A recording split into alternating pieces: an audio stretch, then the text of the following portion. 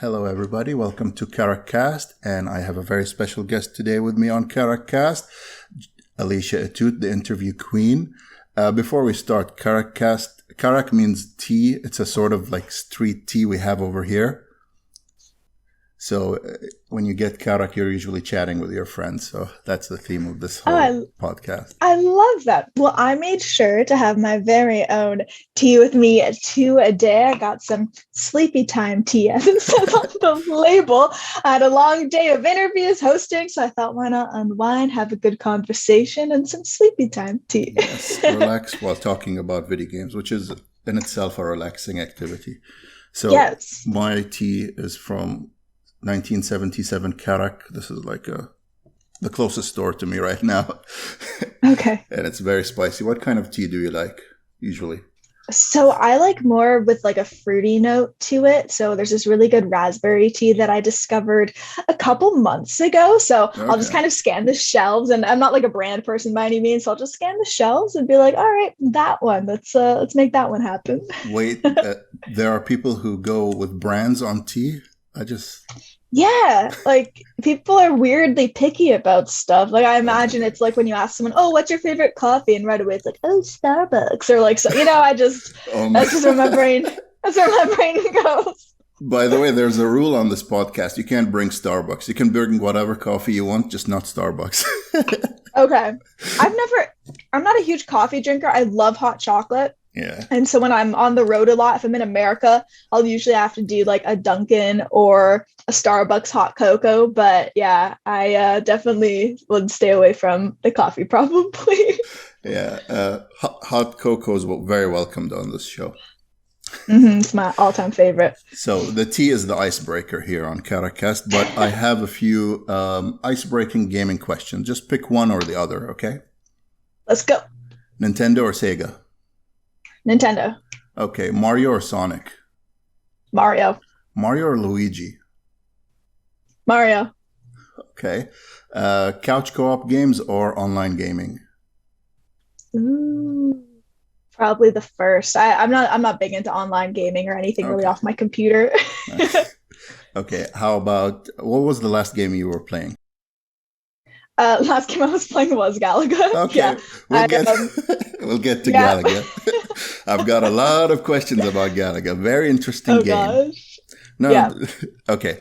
So let's press start and start from the beginning. What were the earliest memories of you playing video games? What would have been the first video games you were playing and the first console you were playing? Okay, so the first ones that I really remember was PlayStation 2 and playing Parappa the Rapper all the time. I was obsessed with that. Step on the brakes. Step. It was just so much fun. We used to play with my cousins all the time. We'd have these late night parties with video games. So Parappa the Rapper, there was this Scooby-Doo game, Cyber Chase, that I used to play all the time when I was super young. I was talking about that with my sister the other day, and I kind of wanted to go back and collect all the Scooby snacks.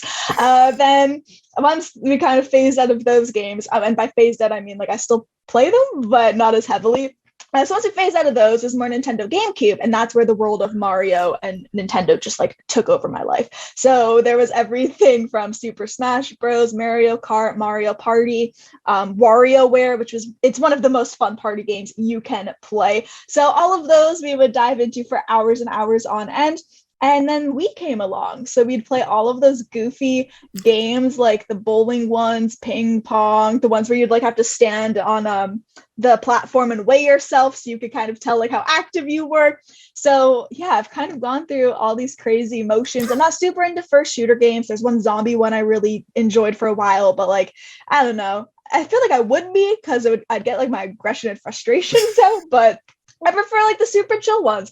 And then little later on, I'd say like mid-teens, had a huge just rock band phase. Like I played rock band competitively. Yeah.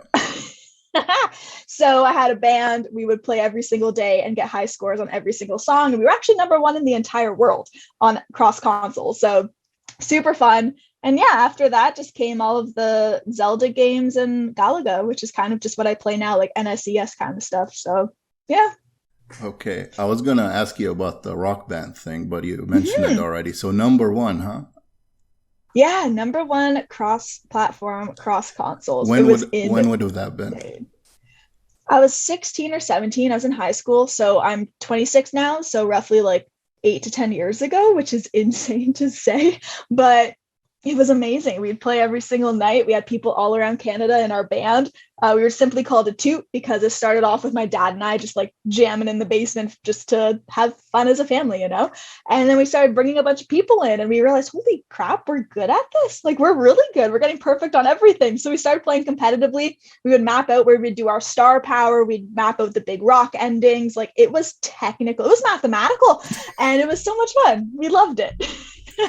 Did you get any prize or money or award or a small trophy or recognition from the company? So it was mainly just like online a lot of the time. And I had literally printed out the sheets as proof because we were so proud. There was a competition happening in California at the time, but I was in school. So I was going to go down there and try to compete, but it just didn't work out, especially because everyone in the band was Canadian. It'd be different if we were American. It should be a lot easier logistically. But unfortunately, that did not happen while we were in our heyday. Well, this is late, but congratulations on being one in rock band and champion. Somebody should make a title belt for that, like rock band title belt. Mm-hmm. I have an Interview Queen title belt, like a championship belt, but really? I don't have a rock band one. So okay. Shout out world, I need it. If you can find the scoreboard you printed, I would love to add it to the video. Oh yeah, let me try to find it. I think it's in like one of my keepsake boxes. It's somewhere. I'll try to find it. If you find it.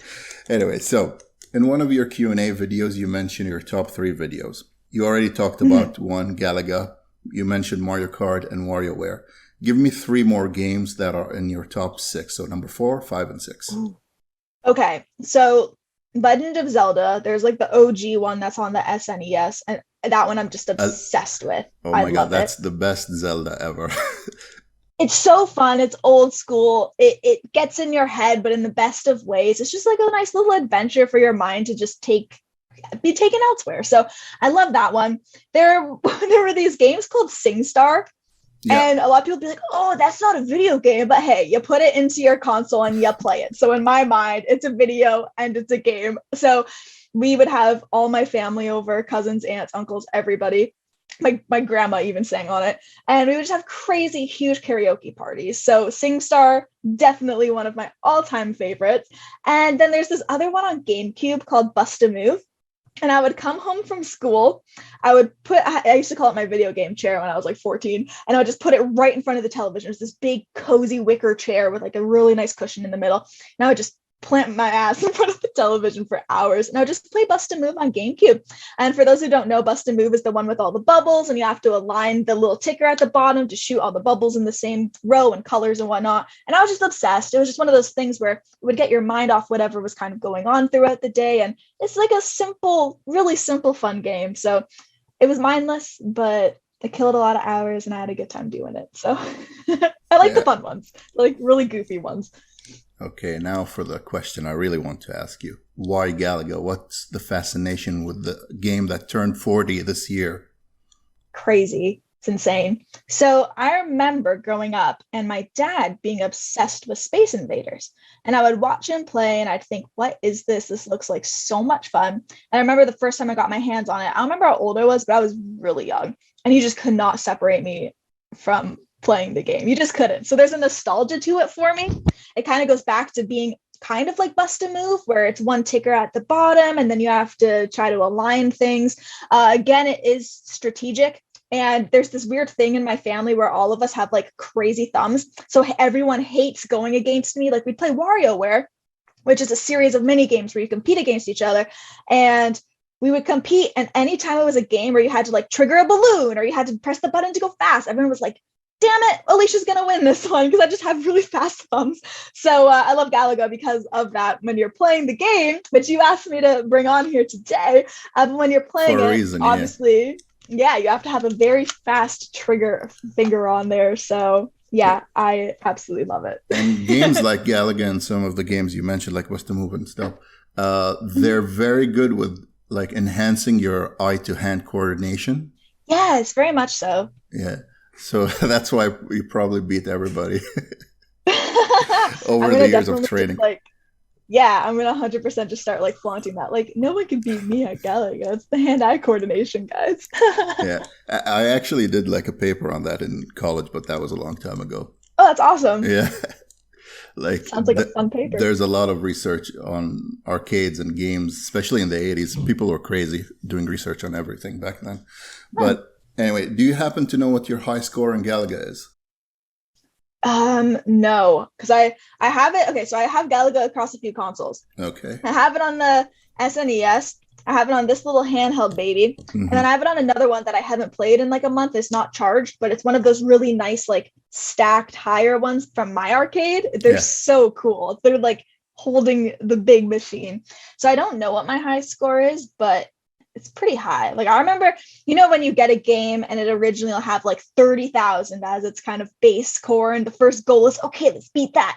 So it took me about like 4 days when I got the game, and then I finally was able to beat that one that just comes with it. And then from there, I am one of the most competitive human beings you will ever meet. So from there, it's like, I gotta crush myself. I gotta kill it. I gotta kill it. And it just never stopped. It never ended. So yeah, it's bad. It's bad. Have you ever beaten the game to the end, the original game? No, I don't think I've ever actually tried. And I think it's because on some of the consoles I've played it on, it doesn't save it. Like on this Yeah. sucker, it's just like it restarts every single time. And I'm cool with that because then it's almost to the point where I can always play it over and over and not get mad if I never make it to the end. You need to find an arcade cabinet and do what Costanza did in Seinfeld for Frogger. Oh If you my have God, your I love record that on you it. just Yes, I love that you just made a Seinfeld. That's another thing I could talk about for ages. It's just like all things Larry David. Yeah. Costanza is based on him, so Oh, I know. And it's uncanny. I love the episode of Curb, which I just rewatched for this like sixth or seventh time. I love the episode where Elaine points out, or Julia points out, God, he was such an idiot. And then Larry goes, it was me. What are you talking about? He's an idiot. He's not an idiot. yeah. I remember when Seinfeld was on originally, I was the only one who was watching it. Everybody I knew was watching Friends, and they'd make fun of me. And I'm like, but now, people are catching up, I've noticed. Like, Yeah, I never got into Friends. Like I've never seen a full episode. It just doesn't do it for me. But there is a new season no, no. of Curb coming in Yeah. October, and I am pumped. Like with Friends, I'm sure I've seen every Friends episode because everybody Oh in wow. the house is watching it in the background. So I'll be walking around the house and catching glimpses from episodes. Right. And I You're remember watching them. it by proxy. Okay. Now, we've talked about rock and if you ever find like a OG Galaga arcade cabinet, would you buy it and bring it home?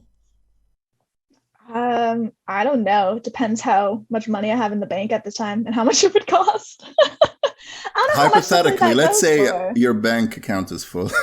for, As full as possible, then why not? It's weird. I told myself if I'm ever like crazy rich one day, which like is not why I'm working my ass off, but partially like that'd be real nice. I always told myself I'm never gonna be the person to buy like $10,000 shoes just because that's just not me. Like the shoes I kick around in are dirt cheap because they just feel better. But I feel like if it was something that was actually nostalgic and meant something to me, then yeah, I would totally go out and buy that. It would be sat like right in the most, I want like a man cave, a woman cave, and it'll just be right there with all my other little Galaga things displayed. This is your man cave. no, but actually, compared to other collectors in the region, like this is so small. My Oh yeah. collection. Yeah, because I only get what I want and what I played as a kid, and the stuff I asked my parents to get me, but they didn't get me. So that's it. I don't go too far with it. I can control myself. Reasonable. Yeah. Okay. You are the interview queen and you are a musical guru. Okay, so let's stick with the topic of music and video games. Do you have a favorite theme song or music or background music from a video game? Ooh. Castlevania had some pretty cool trippy music. Like it No. really would like what? Galaga, Castlevania. Wait. Continue. Oh no, I was just gonna say that one I remember being younger, but like the ultimate soundtrack to me goes back to the first game I mentioned, which is Parappa. I have the song stuck in my head all the time. I literally, like, you know, some people, and I don't do this. I used to when I was a kid, but you know, some people will literally like work out and listen to wrestling entrances. I don't do that, but I'll listen to Parappa the Rapper soundtrack because I remember just the vivid memories and how happy it made me and my cousins and my sister growing up. And yeah, I don't know. It's nostalgic. It's like, so here I am just sitting in the car. Like who doesn't want to just beat to that, you know? Just groove to it. Okay. I did a few research, and I wanted to see if you mentioned any video games on your website, on your blogs. Ambi, everybody should go check the website. Great interviews. But I found a really interesting blog you did a while back, or a few years ago. Cool. Music that influenced games. And you mentioned Aerosmith's Revolution X, an arcade game. And you mentioned Michael Jackson's Moonwalker. Have you played Michael Jackson's Moonwalker? So something funny is I think that was a sponsored post. I hear you. I don't know if I even on the bottom. I don't think I wrote that I wrote it because I wouldn't. But that's just a really funny coincidence that you came across that specific one. But I had not played it. I did just watch a documentary on him, but that's totally different. That's a whole other rabbit hole. So there are two versions of the game, two completely different versions: the arcade version and the console version, the Sega version. And he worked on both games, I think, actually. And he worked on a lot of Sonic games, actually. He did music for the third Sonic game, I think, but he's uncredited as well. So. Oh, interesting. Okay. You want to hear an interesting fact about Michael Jackson? Let's go. Okay. In 2005, Michael left the States to go live abroad. Do you happen to know where he lived? Take a wild guess. No idea. Japan. Close. It's an island. Michael actually lived right over there. And where would that be? Right in my neighborhood. That's interesting. Yeah. He lived in Bahrain for 2 years, I think.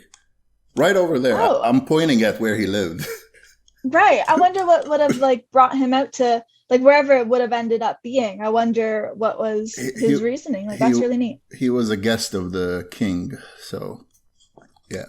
But I'm not name dropping or anything. I'm just, I've never met him, never saw him. No one I know ever saw him. He was always with his bodyguards, and he's always covered when he's in public. Like he wears the, I've seen that. The burqa and abaya. So even if he passed me, I wouldn't even see him.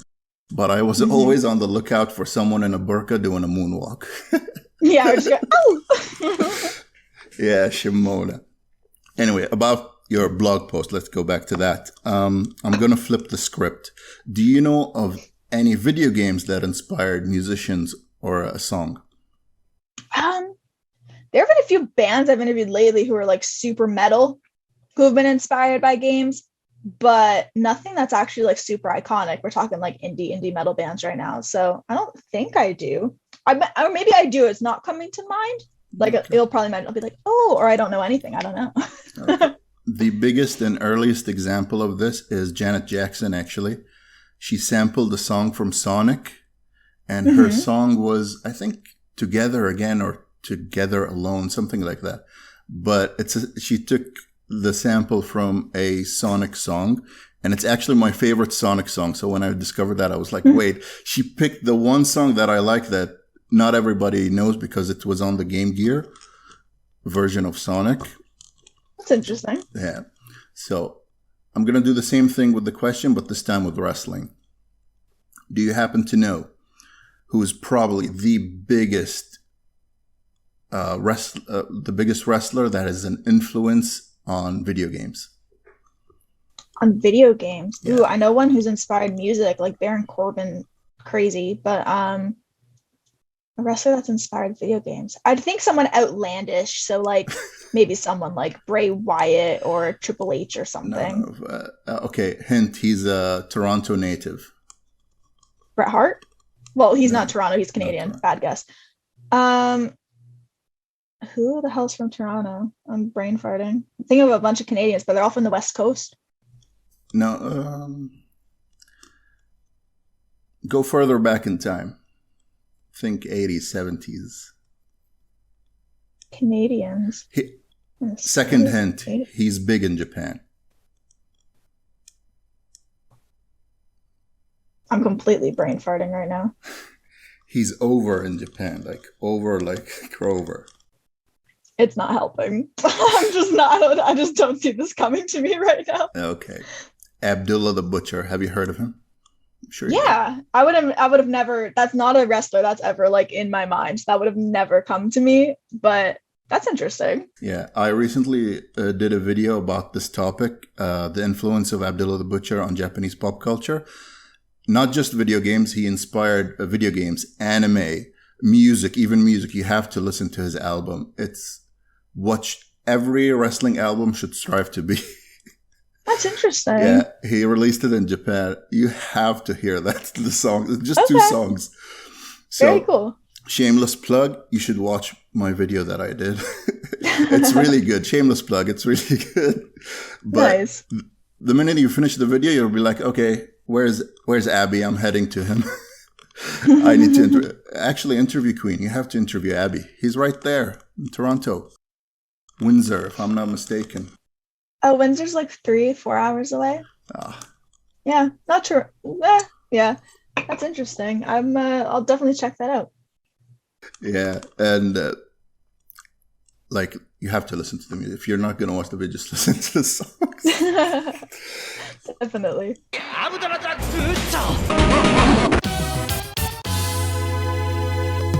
Okay, this is a fun question. If the Interview Queen ever releases a video game, how would the video game be? What would the story be? The style of game? I feel like it'd have to be some kind of arcade game. Like it'd have to be something very simple, very bust and move in terms of. It'd probably honestly be like a ripoff of Bust and Move. As much as I'd like to do Galaga, I don't know. It's too iconic, but Bust and Move to me, if I could do that with like different elements and maybe every round I could put its own soundtrack to it or something, like that would be dope. So I think I'd want to do something along those lines. Something really fun, really simple, like one of those kind of mindless games. Okay. Very, very relaxing. That you can pick up and play anytime and don't need to learn. Exactly. Okay. Yeah. Cool. I was just saying, I want to say thank you very much for having me on your show to discuss all of these different things. It's been different. I really get to talk about video games and whatnot. So thank you for having me on. No, thank you, Alicia, for being here and making the time, of course. And very interesting. I didn't expect a lot of the games you're going to mention, but that was interesting. Actually shocked. Awesome. That's good. I didn't expect things like Castlevania. I thought you were going to only mention like rhythm games, which are cool. No, it's all over the place. Just a lot of like old school ones, but it's all good fun. Okay, everybody, that was the Interview Queen Alicia Atout, who apparently is also a retro gaming queen. But unlike all the princesses and all the video games you played, she doesn't need you to save her. Plus, she'll probably beat your butt in Galaga. So be careful. Thank you, Alicia. Hope you enjoyed this cup of tea. Thank you very much for taking the time. Iyad, and this was Alicia Atout, the Interview Queen. Check her out on her website and our social medias. Bye-bye. Take care.